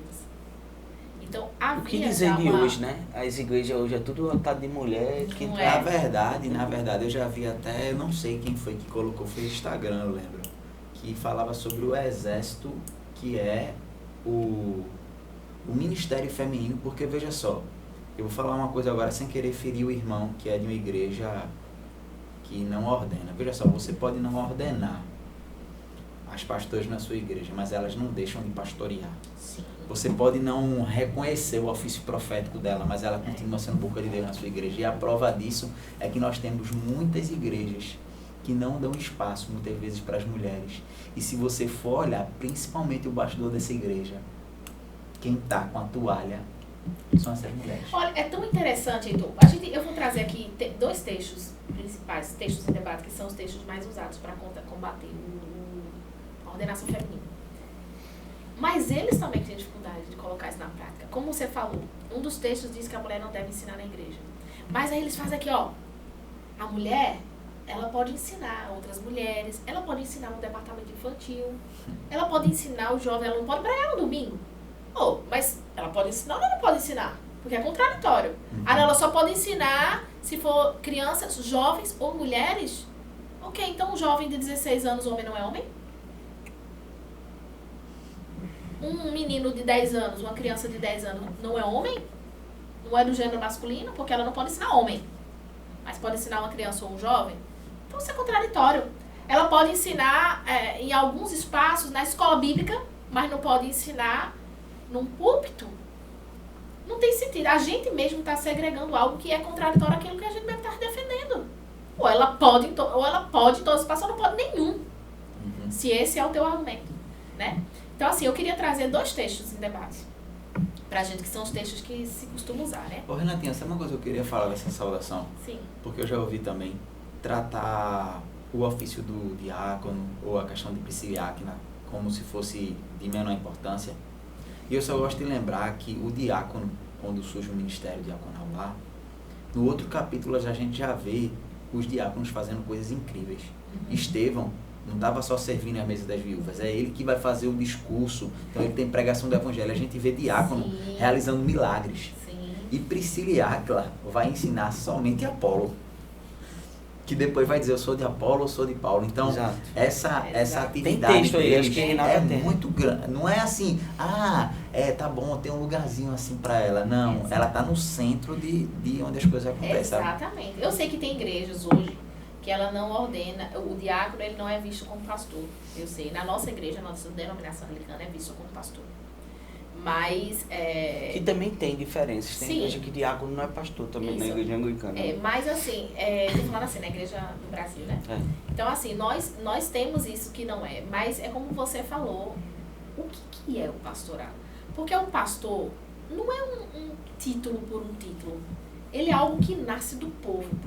Então assim, uma pessoa que ela já está pastoreando na prática, ela já está liderando na prática. A igreja já reconhece como uma líder, como uma mulher que está exercendo ali o papel da mesma forma que um homem que está exercendo. Né? Eu tô aqui quando a gente diz assim, ó, a gente não, eu recebi um chamado pastoral, mas aí fica dentro do teu quarto calado da tua, não faz nada, não exerce isso na igreja, não exerce, então não tem sentido isso, ó. A igreja, quando a igreja vem ordenar, o bispo ele vem ordenar um pastor, é porque a igreja já reconhece aquela pessoa como um pastor. É importante que se diga isso. E é tão interessante que foi Paulo que traz essa saudação Romanos 16. E por que eu digo que é importante? Porque os textos usados são 2 textos paulinos. E aí a pessoa fala, Paulo tá doido? Porque Paulo agora estava saudando, dizendo a importância dessas mulheres no ministério dele, na pregação da palavra, liderando a igreja. Agora Paulo manda pra ficar calada? É bipolar, Paulo, é? Quer que tem algo... É por isso que eu digo, existe um risco muito grande da gente pegar um trecho fora de um contexto bíblico, histórico, cultural e só analisar aquilo. Se a gente ver, foi assim que Satanás tentou Jesus, com trechos da palavra. Então, assim, a gente precisa entender a Bíblia como um todo. É claro que, eu dei até esse exemplo quando eu falei sobre isso no Arca Mais. Por exemplo, meu marido que tá aqui, Carlinhos, ele tem um pai que era diabético, né? E Carlinhos, ele tem um índice de açúcar um pouco alto. Tem que controlar. Pra não ser uma pré-diabético ali. Pra não se tornar um diabético. Suponha que eu vou viajar. Benjamin vai pelo mesmo caminho. Que meu filho é uma formiguinha. Adora um chocolate, um doce, uma coisa assim. Aí, vamos supor que eu vou viajar. Tô em missão em algum lugar. Vou viajar. E aí eu escrevo uma carta pra Carlinhos. Ele diz assim, Carlinhos, cara, tá proibido de entrar açúcar aí dentro dessa casa. Se você comer açúcar, você vai morrer. Tá doido? Ó, você não pode comer, Benjamin não pode comer, Olivia não pode comer. E escreve essa carta, ó, vocês, tchau. Vai embora. E suponha que alguém acha essa carta daqui a 200 anos, 500 anos.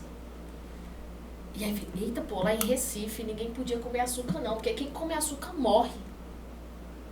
Vê o que a pastora lá falou. Eu vejo essa carta de Paulo muito dessa forma. Paulo, ele deu instrução para uma igreja específica, para um local específico, para um tempo específico, por alguma razão. Por que eu digo que é por alguma razão? E aí a gente precisa entender a cultura local. Porque senão ele estaria se contradizendo, e a Bíblia não se contradiz. Então a gente tem que olhar o todo da Escritura, de Gênesis a Apocalipse, a gente tem que entender tudo que Deus trata sobre isso ao longo das Escrituras. A Bíblia interpreta a própria Bíblia. Isso é uma lei da hermenêutica. É uma lei da hermenêutica, exatamente. E tem que começar por aí. Exatamente. Se tem algo que pra você sobressaiu... Que as heresias, Mórmon, Testemunha de Jeová, Adventista, vai tudo nesses textos problemáticos para fundamentar as aí você vai num texto problemático e diz, não, mas é porque tá escrito, tá assim, tem que ser assim e tal. Veja, estamos diante, não há consenso acerca disso, é importante a gente relembrar isso. Mas a gente tem uma postura, e nessa postura a gente vai defender nosso ponto de vista, né? Então, quando a gente olha, a gente precisa ver o contexto que aquilo foi escrito, né? É claro que o intérprete, ele não está isento da cultura que lhe cerca.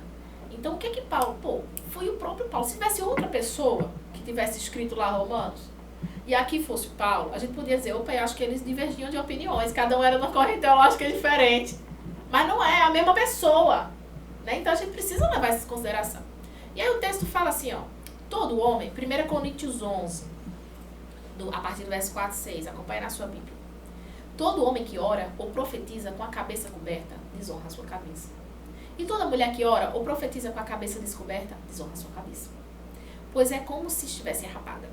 Se a mulher não cobre a cabeça, comercial de shampoo da sedução da mulher, deve também cortar o cabelo. Se, porém, é vergonhoso para a mulher ter o cabelo cortado ou rapado, ela deve cobrir a cabeça. Veja só, antes de eu explicar esse texto aqui, vamos para mais à frente um pouquinho. Capítulo 14, no verso 33. Pois Deus não é Deus de desordem, mas de paz. Como em todas as congregações dos santos, permaneçam as mulheres em silêncio nas igrejas, pois não lhes é permitido falar, antes permaneçam em submissão, como diz a lei. Se quiserem aprender alguma coisa, que perguntem a seus maridos em casa, pois é vergonhoso uma mulher falar na igreja. A gente está falando de Paulo. E a gente aqui está na mesma carta. Peraí, a mulher pode orar e profetizar, depois a mulher tem que ficar em silêncio. A gente está falando da mesma carta ao mesmo povo. Paulo decide, cara. Ela pode orar e profetizar ou ela não pode falar. Né? E aí, vamos lá entender... Chamar Paulo pro podcast. Paulo, por favor, sinta-se convidado. Mas a gente precisa entender o que é que está acontecendo. E aqui existem alguns fatores culturais, históricos, regionais, no qual Paulo escreveu aquela carta. Por exemplo, quando eu brinquei aqui, o comercial da mulher de shampoo, porque o cabelo seduzia, eles, a mulher tem que cobrir o seu cabelo. Por quê? Porque aquela cultura era uma cultura onde havia uma imoralidade sexual absurda. Existiam cultos a divindades mulheres. Existiam muitas mulheres sacerdotisas no meio pagão. Então, assim, quando Paulo diz, quando eu estou mandando tu cobrir o teu cabelo, é porque Paulo, ele dá o desfecho aqui, quando ele diz, olha, Deus não é um Deus de desordem, mas de paz. A gente não pode trazer desordem para o seio da igreja. A gente precisa entender que você não é como está lá fora. Você é diferente aqui dentro, sabe? E outra coisa, os aprendizes, os noviços aprendizes, eles eram sempre instruídos a ficarem calados. Sabe aquela história? Sabe quando você está dando aula, cara, que a pessoa fica interrompendo a aula o tempo todo, dá vontade de dizer, menino, espera a gente terminar tudo, depois você conversa? Pronto, existia um hábito dos noviços deveriam ficar calados. E aquilo valia para mulheres, valia para homens. E por que eu estou dizendo principalmente para mulheres? Porque a gente está num contexto de uma sociedade que a mulher era analfabeta. A mulher, ela era enxergada como de segunda categoria. Então, a mulher interromper era uma mulher que não podia fazer isso. E o que Paulo diz ainda é revolucionário, viu? Olha, se você quisesse aprender, pergunta em casa ao seu marido. Isso, você ser ensinado ainda que em casa já é revolucionário. Porque a gente está falando de uma sociedade que o homem andava lá na frente e a mulher andava lá atrás. Então, isso é um aspecto que também não era assunto para a mulher saber, né? Não era assunto. Tipo, isso aqui não é para você. A mulher é quase que um filho, como Lutero falou, quase que um outro filho para o homem. Então, a gente precisa realmente entender como era a reputação daquela sociedade, da igreja ali de Corinto. Então, era uma reputação... E sem contar outra coisa, como era uma sociedade onde havia uma imoralidade sexual muito grande, uma mulher ensinar um outro homem que não era o seu marido, ou simplesmente conversar, dialogar com um outro homem que não era o seu marido ou não era do seu ciclo de convivência, era um escândalo. Então, Paulo, o mais importante aqui, é ordem, é decência. Aquilo ali que Paulo traz não é algo não é algo... Como é que é? Doutrinário. É algo cultural. Então, sabe uma coisa que eu gosto de falar? Eu tenho uma coisa que eu gosto de fazer. Eu sempre achei que isso era uma perca de tempo, mas era a minha forma de perder tempo. Mas depois eu percebi que com esses textos difíceis não era perder tempo. Que era tipo assim, vai ler Corinto. Aí eu dizia, mas Corinto é o quê? Tipo, Corinto é uma Gravatar, era uma São Paulo. Como é que era Corinto? E eu ficava gastando região, muito né? tempo vendo assim, uma coisa que me chamava a atenção é que Corinto era tipo uma São Paulo, inclusive, e que tinha esse lance desses templos, tinha um templo de Afrodite famosão lá, Sim. e como é que era mantido o templo? O templo não tinha dízimo. O templo era mantido com a prostituição cultural e uma forma. Elas desciam para o porto, né? Tava lá cheio de homem do mundo todo, e uma forma meio que cultural de você, e fazia parte do processo dela, de você identificar essa mulher. Imagine, um cara no porto e tem uma mulher lá e diz assim, ela é prostituta cultural ou ela é esposa do capitão? Era que essas mulheres, elas tinham a cabeça raspada. Então, uma prostituta cultural, muitas vezes, ela tinha a cabeça raspada, isso era identificável, né? Quando você, eu lembro que a primeira vez, eu não estava estudando para a Bíblia, gente, eu estava, sei lá, perdendo tempo na minha cabeça. Quando eu vi isso, eu disse, gente, tá começando a fazer sentido. Eu nem estava com a Bíblia aberta, o que Paulo está falando. Então, quer dizer que tinha uma bronca na cidade. E a bronca da cidade. E as pessoas que estavam recebendo a mensagem, elas estavam entendendo. Exatamente. Claro que elas estavam entendendo que Paulo não É estava quando eu mandei menosprezando as quando eu mulheres, mandei a né? carta pra Carlinhos não comer o açúcar. Entende? Ele estaria entendendo o que eu tô falando, mas quem pegar essa carta há 500 anos, depois não Vai ia entender. dizer que Paulo Que é um era- preconceituoso. Exato. Porque, por exemplo, tem registro, gente, da história de, por exemplo, problemas de segurança antes da prática da mulher raspar a cabeça, de homens confundindo mulheres com prostitutas cultuais. Sim. E aí, então, a sociedade se organizou toda de uma forma e o que a gente percebe é Paulo botando assim, ó, tem... Ele bota uma ordem no processo. Exato. Ele bota uma ordem no Mas processo. não Quando tem ele ordem. bota ali o véu. Aí vê, vamos lá, a gente vai pegar a história do véu. Então vamos supor uma igreja hoje que não aceita ordenação feminina. Se fosse seguir a letra da lei, tinha que ser que nem aquelas igrejas do véu. Tinha que estar todo mundo de véu, a mulher tudo de véu. Por que não tá? Não tá querendo levar a letra da lei? E tem Por que tanto não tá? amor de Paulo nessa fala, né? Porque, veja, imagina, se hoje em dia a gente tem preconceito, que vamos dizer, tem Sim. fofoca, imagina o desafio que era você tá assim, dizer assim, eita, prostituta cultural converteu. Quando as mulheres todas estavam de véu, até uma forma de você tratar de forma igual a todas. É. E é interessante assim, então, nesse texto de Coríntios, especificamente, antes de a gente ir para Timóteo, eu vejo que tanto o uso do véu quanto o silêncio feminino, ele, no culto, ele refere-se a situações específicas daquela região, daquela cidade, né, e daquela cultura. Então, ela não pode ser tida como normativa e regra de fé e prática para hoje, porque ele não traz nenhum pilar de doutrina para a gente, né? E aí vem a carta de Paulo, em 1 Timóteo, e aí é outro texto que se usa muito. Na verdade, os que são contrários à ordenação feminina diz que é o checkmate, nessa questão, que é 1 Timóteo 2, 11, que diz assim, a mulher deve aprender em silêncio com toda sujeição. Não permite que a mulher ensine, nem que tenha autoridade sobre o homem. Aí, por causa da palavra autoridade, né? Esteja, porém, em silêncio. E aí, para muitos, é considerado esse checkmate por causa dessa questão da autoridade. Aí vem aquela história que eu falei antes. Pô, a mulher tem autoridade para ensinar na escola bíblica, mas não tem para ensinar no púlpito? Então, a autoridade medida por quem?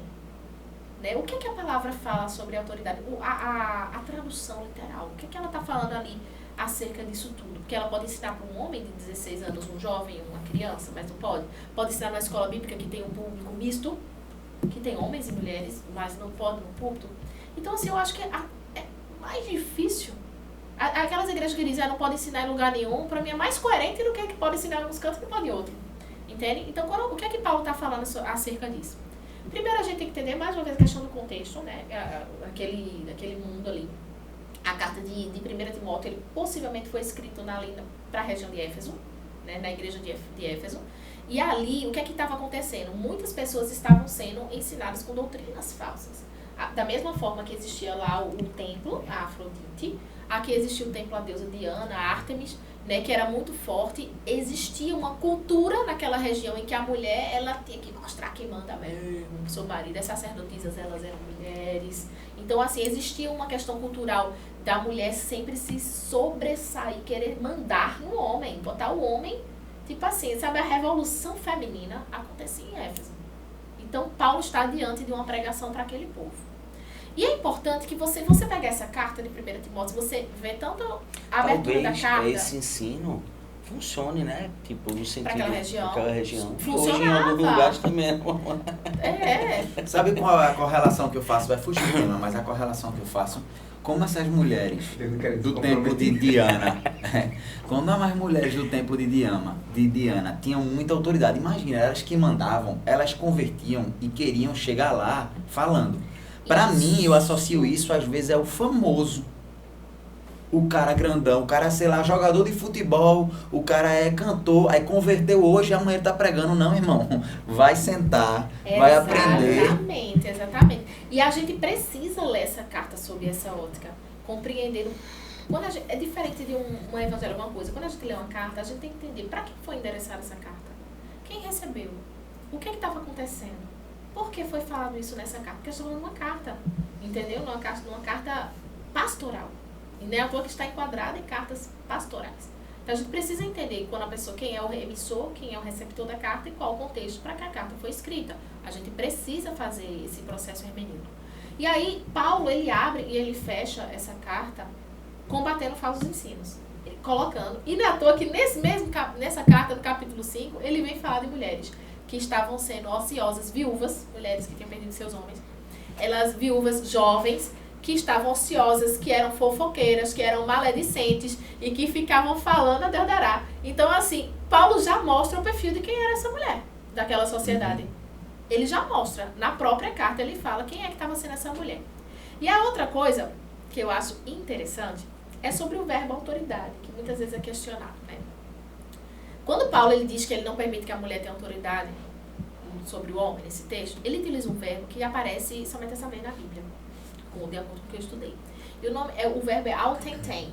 E esse verbo autenten, ele em algumas versões, ele nem é traduzido como autoridade, ele é traduzido como domínio. E o domínio é diferente da autoridade sadia. Um exemplo, o homem deve ter uma autoridade sadia sobre a mulher, no sentido de ser o cabeça e tal. Mas aqui não é bem nesse sentido. É no sentido de dominar, de impor forçadamente.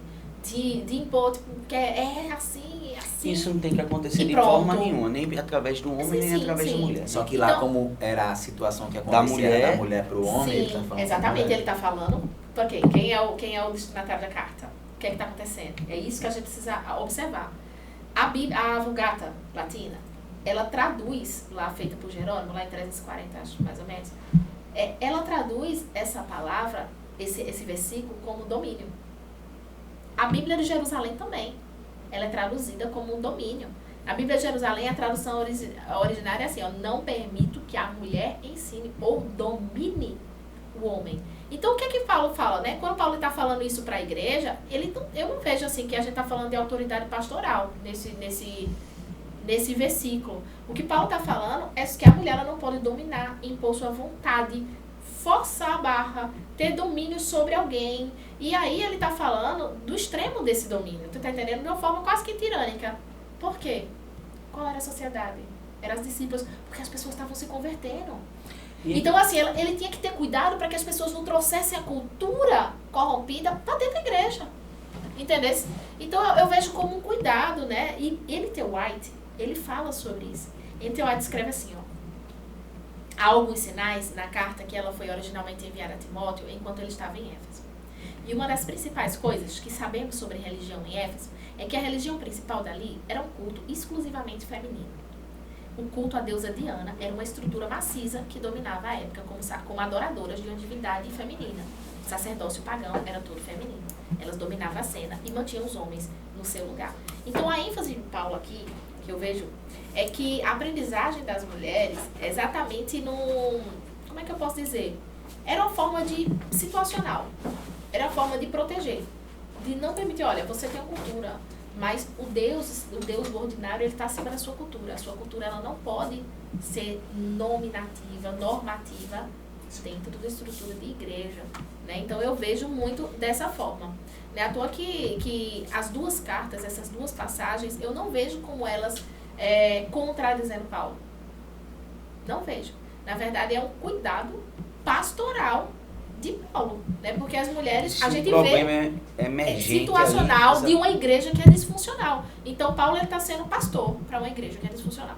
Mas, como eu digo, a gente precisa ler todas as Sagradas Escrituras, de Gênesis e Apocalipse, e ver que a gente tem mulheres exercendo funções pastorais, ministeriais. Talvez quando Timóteo vai exercer esse ensino na prática, ele até diga às pessoas, uma mulher pergunta, quer dizer que eu não posso ensinar? Não, você pode, mas agora nesse contexto que a gente está vivendo aqui na igreja, por causa disso, daquilo outro, não.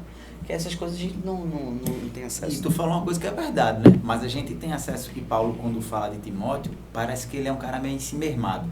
Então veja, é um cara meio ensimermado com uma galera que entende de espiritualidade, porque aquela mulher é espiritualidade pagã, mas ela viviam lá numa mística, chegando lá e querendo dizer assim, eu entendo.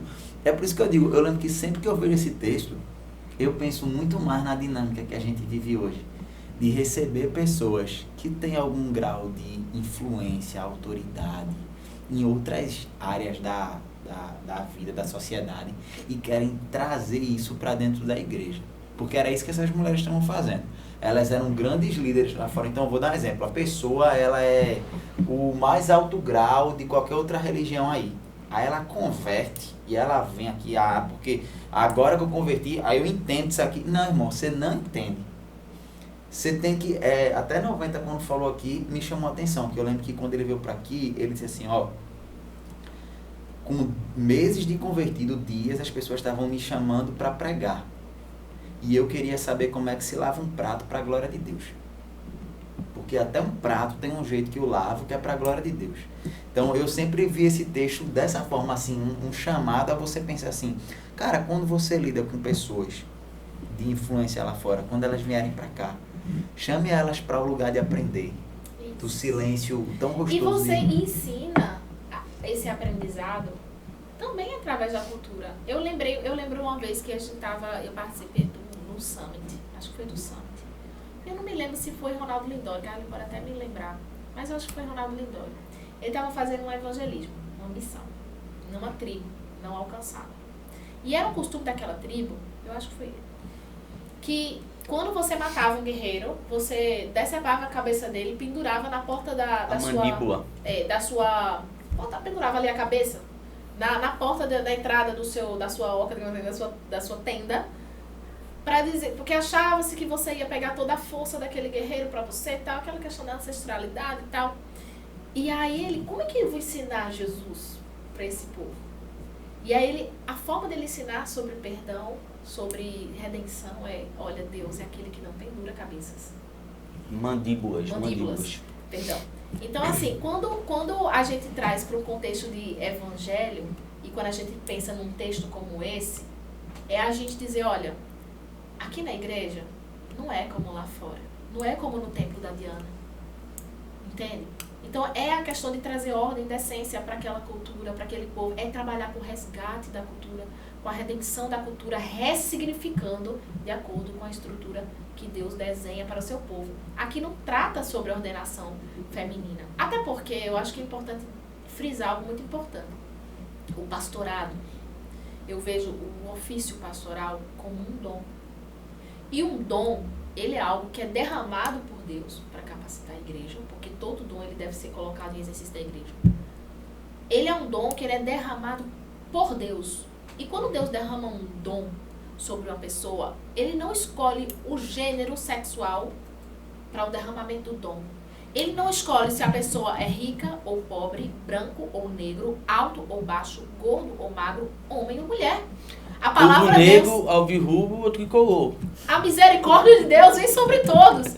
Mas o que eu quero dizer é que o dom pastoral é algo que é derramado por Deus, independente do sexo.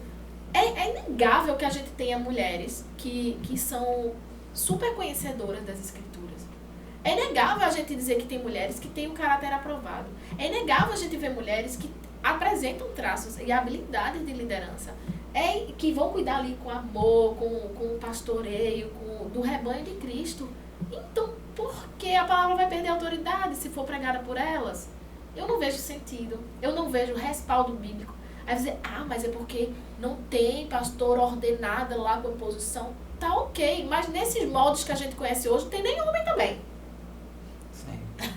Nem homem nem mulher. A nossa estrutura institucional institucional hoje é completamente diferente, amigo, da estrutura Teve a bíblica. tradição da igreja também. Aí, ok, a Ele gente vai entra... normatizar as coisas. A gente entra em outros aspectos. História da igreja, aspectos sociológicos, como a gente conversou aqui antes mesmo de começar o podcast. A ordenação pastoral feminina é algo muito recente, né? Algo da década de 60 para cá. Então, assim, a gente vê aí construções da igreja. A gente entende que, por exemplo, não há consenso na igreja. Por quê? Porque a igreja, independente da sua denominação, não há consenso nem na igreja anglicana, né? Por quê? Porque há outras normas, né, além das escrituras que regem suas igrejas. Existem os cânones de cada igreja, existem, enfim, a história daquele povo, a tradição, né? Por exemplo, hoje não se admite bispa na nossa denominação porque vai pela unidade, porque observa-se a tradição, isso, aquilo, outro. Enfim, existem outros documentos que vão trabalhar nessa formalização da igreja no formato que a gente conhece hoje. Mas se a gente somente se debruçar pelas escrituras, a gente não vai encontrar de fato no molde que é hoje. Mas no molde que é hoje a gente vai encontrar, é totalmente diferente em muitos aspectos. Vai ser muito além de que você vai ler as escrituras, né? Exatamente. Uma vez eu até falou assim, não é porque na Bíblia não fala sobre avião que eu não vou andar de avião. Porque tem irmãozinho que não anda, tá? Eu tenho um tio...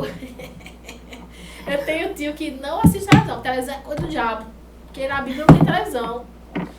Isso não é assim, empobrece, né? porque Empobrece isso não se faz o debate teologia da assim. fé. A coisa Exato. mais unânime no cristianismo é a trindade. E aí? A doutrina. O que é que a Bíblia fala sobre doutrina? É sobre a doutrina, sobre o pilar que a gente estrutura a nossa fé. A nossa fé, ela não se estrutura por costumes, meros costumes. É sobre aspectos doutrinários. E é importante só, assim, para caminhar já pro final, né, por causa do tempo, mas tem muita gente que associa a ordenação feminina a um movimento secular, né? E a gente precisa,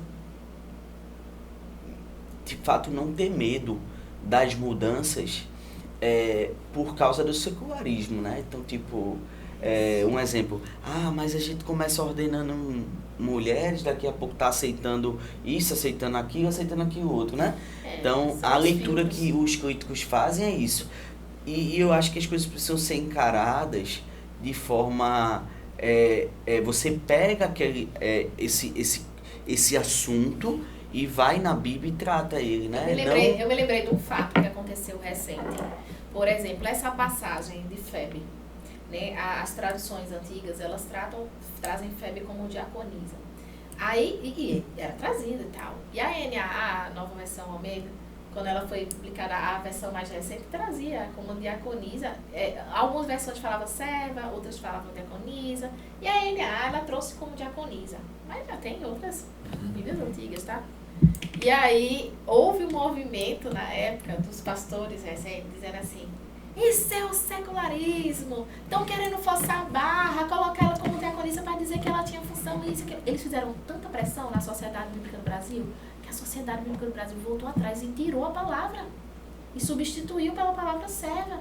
Embora a palavra diaconia, ela era aplicada naquela tradução. Serva também é aplicada, porque tem a mesma raiz.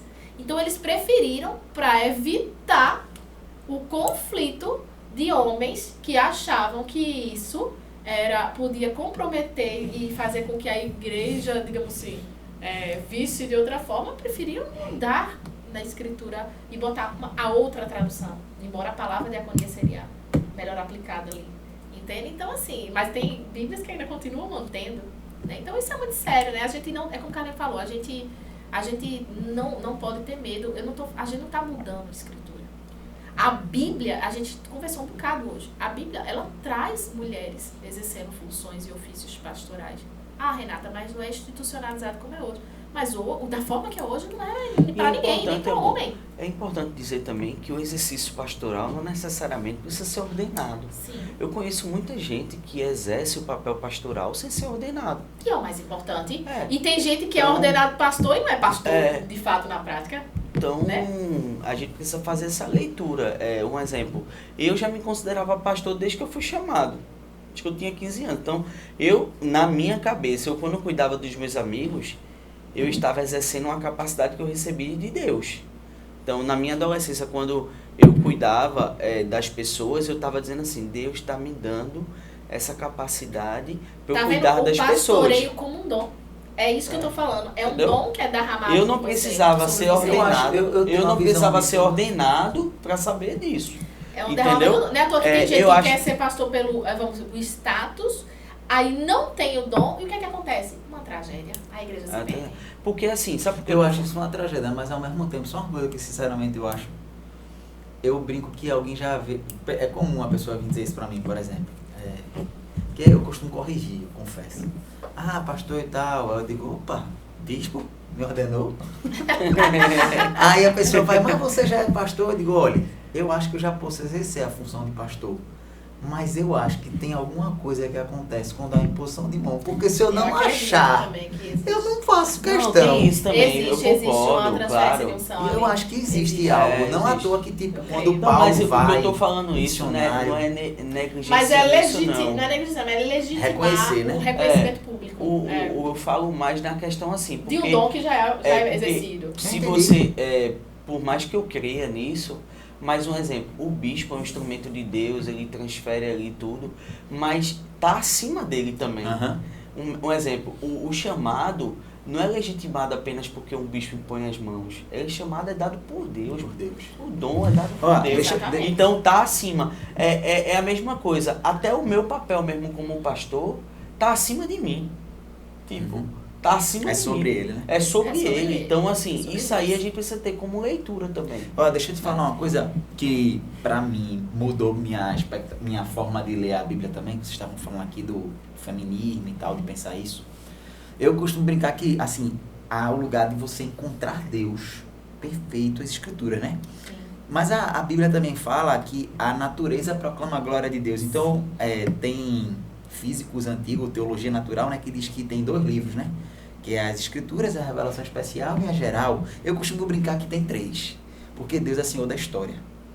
E por que eu costumo brincar isso? Porque a história mostra Deus conduzindo ela dentro do povo.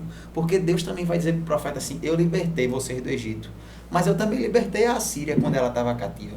Então, o mundo não tem o povo de Deus como um umbigo, não. E eu acho muito curioso, porque Renatinha tem um panorama bíblico aí que eu acho massa, por exemplo. Só para você ter uma ideia de coisas que acontecem simultâneas numa questão redentiva e a outra não necessariamente. Quando Neemias está reconstruindo o muro, a China está curiosamente no seu processo de construção dos muros. Por que eu digo isso? Porque às vezes a gente vê assim, mas no período da reforma, a reforma tem a reforma, mas também tem o iluminismo ali. Então será, cara, é Deus agindo na história e isso está acontecendo dentro e fora. O feminismo na minha opinião, é só uma tentativa de trazer um atributo de Deus, que é dignidade para as mulheres de uma forma sem Deus. E tudo que a gente vai fazer sem Deus não vai dar um fruto bom. Embora que tenha traços de Deus Exato. nas narrativas. Um exemplo, você tem traços... O fator Melquisedeque. Tem traços dentro do feminismo que luta contra ideais de justiça, de valores cristãos, entendeu? Então, vai acontecer até sempre. isso vai né? acontecer Vai, sempre. Por isso que eu digo assim, claro que a importância da igreja, né, em você legitimar, porque não se faz história da igreja sem a ação da igreja. É a mesma coisa dizer assim, Deus faz a história dele sem o povo dele. Né? Ele usa o povo, apesar dele ser capenga, apesar de dar trabalho, apesar de muita coisa, mas ele vai continuar, né? Contando a história dele. É isso. Mas aí, gente, é isso. A gente pelo poderia menos, passar o dia todo aqui conversando. Eu amei ouvir, espero que você também tenha ouvido. eu Vamos amei. compartilhar, né, esse vídeo aí pra todo mundo. Ei, e sabe um convite que fica? Sim. mas aí- Mulheres que amam a teologia, vocês estão sendo inspiradas a se dedicarem a isso. Vamos embora, É verdade, mulherada. vamos começar. Mulher na teologia. A gente precisa de mais mulheres. E é tão interessante que é engraçado. Fica a que gente quando- falando essas coisas, mas poderia ser 3 mulheres aqui falando, né? Mas o diálogo com o homem é importante e é necessário. É muito porque somos iguais. Somos iguais. Mas assim, é importante porque assim, eu lembro que quando eu comecei a pesquisar mais sobre isso, eu achei pouquíssimo conteúdo sobre esse tema. Pouquíssimo. Tem muita coisa em inglês assim e tal. Mas, assim, em português, gente, tem muita coisa escassa acerca desse tema. Então, assim, a gente precisa ser um povo que ame a palavra de Deus e que pense a palavra de Deus. Então, a gente precisa de mais mulheres na teologia. A gente precisa de mais homens teólogos sérios, dispostos a fazer esse debate de forma harmoniosa, de forma saudável. Então, é isso. Eu espero que você se apaixone pela teologia. É muito bom fazer teologia, pensar, falar sobre as coisas de Deus, trazer texto, debate. Acompanhe aí o podcast da Parra Lagoa. A gente tem pensado em coisas bem bacanas, né? Para a gente poder trazer, para que a sua fé seja enriquecida, que você possa ter argumentos saudáveis, sólidos para conversar sobre a sua fé e que você desperte o desejo desse tipo de diálogo, né? Da gente conversar sobre as coisas de Deus. Tem nada melhor do que conversar sobre Deus? Amém. Até o próximo podcast. Deixa um recadinho. Se você ouviu até aqui e não está inscrito, você está errado. Se inscreva. Dá o like. Dê um likeinho, que é uma forma de abençoar. Comenta. Entendeu? Coloca aqui no comentário. Você acha que mulher pode ser pastora? Quais são os temas que você quer O ouvir? que é que você gostaria de ouvir aqui bom. nesse debate teológico da Parra Lagoa? Bota aí no comentário. Eu queria que vocês conversassem sobre isso. Eu queria que vocês conversassem sobre aquilo. Coloca aí sugestões que a gente está desenhando esse quadro para você. Amém. Tchau, gente. Até mais, até a próxima. Tchau, tchau.